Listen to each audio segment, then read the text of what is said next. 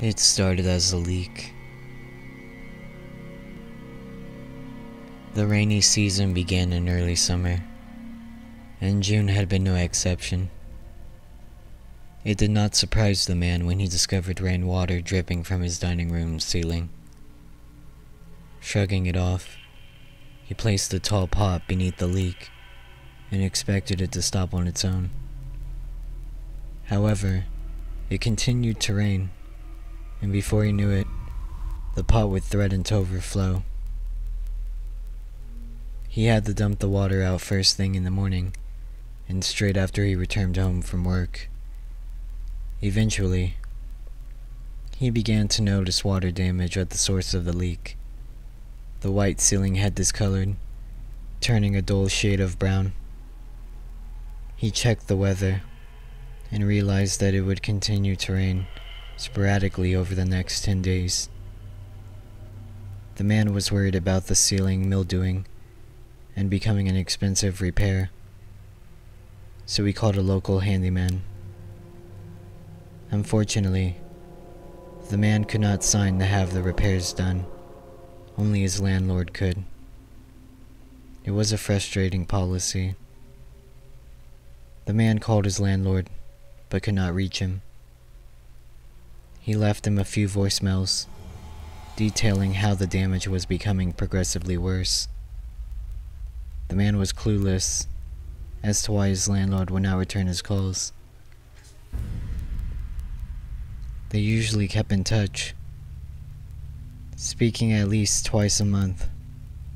Finally, he reasoned that he would not be held accountable for any damages sustained.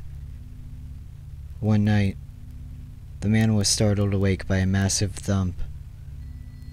He quickly turned on his bedside lamp, and just vaguely, he can see an overturned table and a large shade laying across it. He sprinted out of his apartment and called the police, gagging at the smell. The man sat in the police station with the blanket wrapped around his shoulders and a cup of coffee resting in his hands. He did know one thing, though. There had been a dead body in the ceiling, and the water had saturated it so badly that it caved under the weight.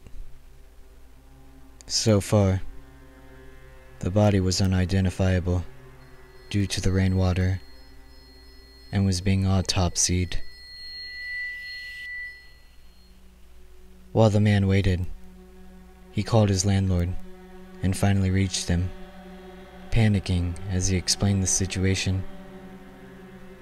His landlord was just as alarmed, and the man pleaded for him to come to the station while he made his statement. The man paused as a detective crossed over to him, and he lowered his phone, wondering if the body had been identified. His blood ran immediately cold, and he shook his head with terror.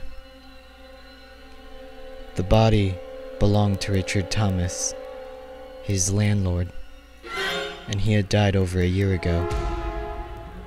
That's not what disturbed him the most. If his landlord was dead, then who was pretending to be him?